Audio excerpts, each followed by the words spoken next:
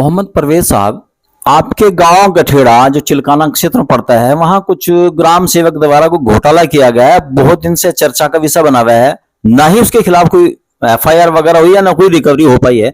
ये क्या मुद्दा है पूरा? देखिए सर, ये ग्राम सेवक रोजगार सेवक अब्दुल वहाब जो है, ये इसने बहुत बड़ा एक खेल करा है। कई लोगों के मरने के बाद ही पैसा निकाला गया है। फर्जी जॉब कार्डों में जो है फर्जी नाम जोड़े गए हैं और कब्रिस्तान के जगह समतलीकरण दिखाया गया है। तो जबकि समतलीकरण हुआ ही नहीं हुआ कब्रिस्तान का। समतलीकरण नहीं हुआ है और न ही कब्रों का तो समतलीकरण होता ही नहीं है। कहीं बड़ों से भी नहीं हमने सुना आ रहा है कि समतलीकरण नहीं हुआ और गाठेड़े में कोई समतलीकरण नहीं हुआ। इस प्रकार से जो है बहुत बड़े उसने धांधलीबाजी की है। उसके खिलाफ जांच रिपोर्ट बनी है। जांच रिपोर्ट में जो है श्री प्रवीण कुमार और अभी एक बाबूराम वर्मा है, बलराम कुमार जी है, उन्होंने भी बहुत जांच करी है। डीसी मनरेगा ट्रांसफर हो चुका। तो उसमें जांच आख्या में आया कि उन्होंने उनके खिलाफ एक आदेश हुआ कि इसे पद से हटा जा। पद से तो हटा दिया। उसके बाद एक आदेश हुआ 24/7/2023 में के प्रकरण में फर्जी रूप से मृतकों के नाम में हाजिरी पर लगाए जाने अनियमित राज्य कोष में धनराशि का हरण किए जाने पर ग्राम सेवक रोजगार प्राथमिक दर्ज करे जाए और धनराशि की रिकवरी करिए। ये आदेश 24/7/2023 में हुआ, जबकि आज तक कोई एफआईआर या कोई रिकवरी नहीं हुई है। और कमाल इस बात के हैं कि श्रमिकों के खाते में पैसा ही नहीं गया।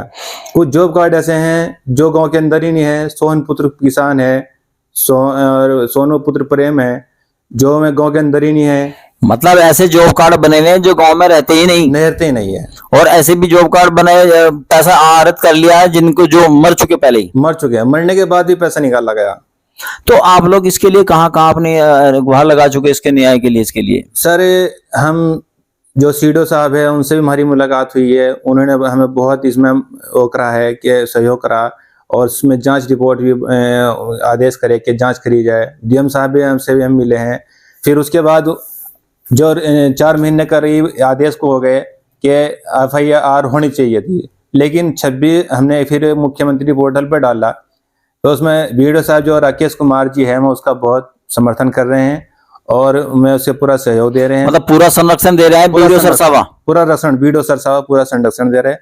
बीडीओ सरसावा ने लिखा कि रोजगार सेवक के विरोध संबंधित थाने में प्राथमिक सूचना रिपोर्ट दर्ज करा दी गई है। ये 26/10/2023 को रिपोर्ट दी गई। अच्छा बीडीओ साहब ने सूचना दी गई, रिपोर्ट दर्ज करा दी गई है। जबकि हमें हमारे मोबाइल में मैसेज आने के बाद में हमने देखा कि जो रिपोर्ट लगी फर्जी लगी। हमने लिखा कि उस प्रकरण रोजगार सेवक अब्दुल वहाब के विरुद्ध संबंधित थाने में प्राथमिक सूचना रिपोर्ट दर्ज करा दी गई, सूचना फर्जी दी गई। आपने ये सूचना दे दी? आपने किसको सूचना दी? मुख्यमंत्री पोर्टल पर डाल दी और इसमें हमने लिखा कि उस प्रकरण में आज दिनांक 30/10/2023 तक कोई रिपोर्ट दर्ज नहीं हुई। कृपया करके उस प्रकरण में रिपोर्ट दर्ज रिकवरी कराने की कृपा करें। जबकि आज तक भी कोई एफआईआर, कोई रिकवरी, श्रमिकों के खाते का पैसा कहाँ गया कहाँ नहीं गया कुछ नहीं पता। अच्छा, अधिकारी क्या बता रहे हैं इस बारे में? कोई आपकी बीडीओ साहब से कोई मुलाकात हुई है सरसावा बीडीओ से? जी, सरसावा बीडीओ साहब का हमारे पास फोन है, तो बात हुई लगभग 17 तारीख में। उन्होंने कहा कि अब्दुल वहाब ब्लॉग में आ रहा है, आप भी आ जाओ और उन्हें हम सुनेंगे। तो सर हम पहुंच गए। नहीं, कोई आपस का झगड़ा था आपका जो सुनेंगे? सर ये तो उन्हें पता था कि क्या बात है क्या नहीं। तो हम पहुंच गए। पहुंचने के बाद में पहले उन्होंने जो है अब्दुल वहाब को सुना, उसके बाद में हमारे से बात हुई। हमने बताना शुरू करा तो उन्होंने कुछ डिसबैलेंस की बात करी कि इसमें मतलब कोई बात सही नहीं करी। जी, शपथ पत्र आ गया, संतोषजनक बात नहीं करी, उनकी तरफ की बात करी। जी कि इसमें तो भाई शपथ पत्र आ गया। मैं सर शपथ पत्र में क्या लिखा? उन्होंने बोला कि शपथ पत्र में लिखा कि अब्दुल वहाब से हमारे कोई आपत्ति नहीं है, जो कार्ड धारक था। जी कार्ड धारक था और वो हमारे पे जो धनराशि वो हमें मिल गई। हमने कहा सर धनराशि मनरेगा से बैंक द्वारा आती है, कोई प्रूफ तो होगा उसका? कोई प्रूफ तो होगा उसका। सर स्टेटमेंट हमें उपलब्ध कराओ कि उसके बैंक में धनराशि आई या नहीं आई। ये वैसी उसने एफिडेविट दे दिया, बना गया, फर्जी हो जाएगा एफिडेविट। जी। तो सर उन्होंने ये बताया कि भाई इसमें तो एफिडेविट आएगा। मैंने कहा सर एफिडेविट आप मनरेगा से भाई हैंड पैसा नहीं दे रहे हो, आप पैसा जो है वो अकाउंट पे होता है। आप उसका अकाउंट चेक करो, अगर अकाउंट में पैसा आएगा तो हमें कोई आपत्ति नहीं है।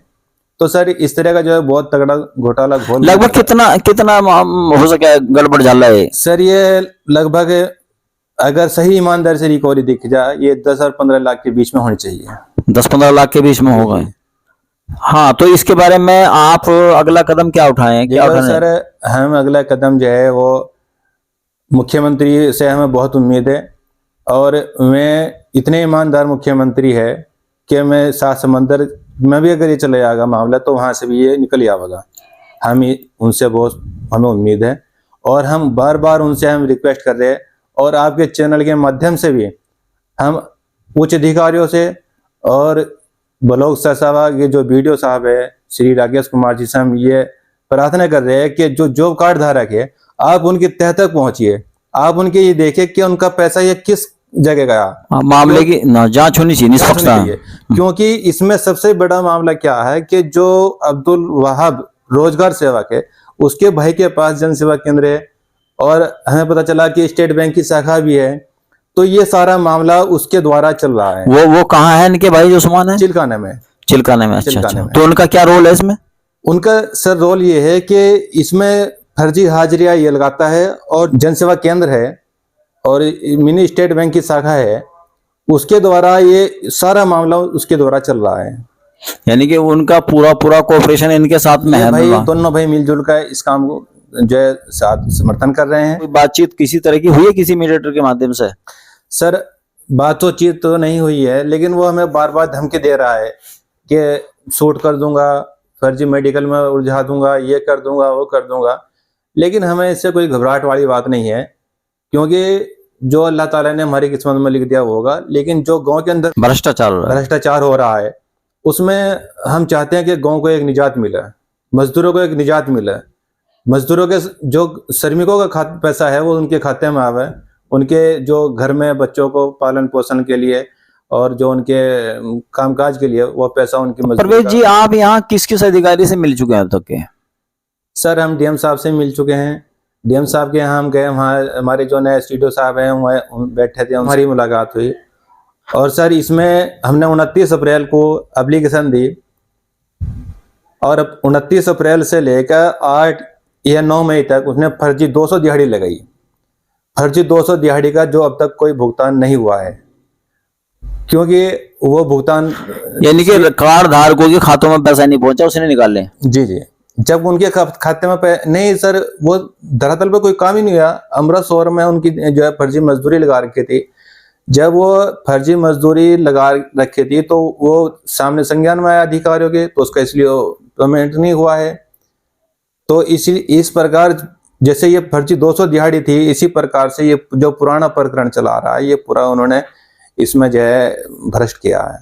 अच्छा, आप अब अगला कदम क्या उठाएं? कहाँ आप जाएंगे? अपनी गुहार कहाँ लगाएंगे? जब आपने डीएम साहब को, सीडीओ साहब को, बीडीओ साहब को, सबको आपने लगा ली, तो उसके बाद अगला कदम क्या हो सके आपका? कहाँ जाओगे आप? सर हम मुख्यमंत्री जो हमारे मुख्यमंत्री योगी आदित्यनाथ है, उन्हें अगर ऐसे मुख्यमंत्री के भी दौर में ऐसा भ्रष्ट हो गया तो फिर कोई बात नहीं है। हम मुख्यमंत्री से डायरेक्ट मिलेंगे, उनके आवास पे पहुंचेंगे, और जहां तक हमारे कोशिश होगी वहां तक हम जाएंगे।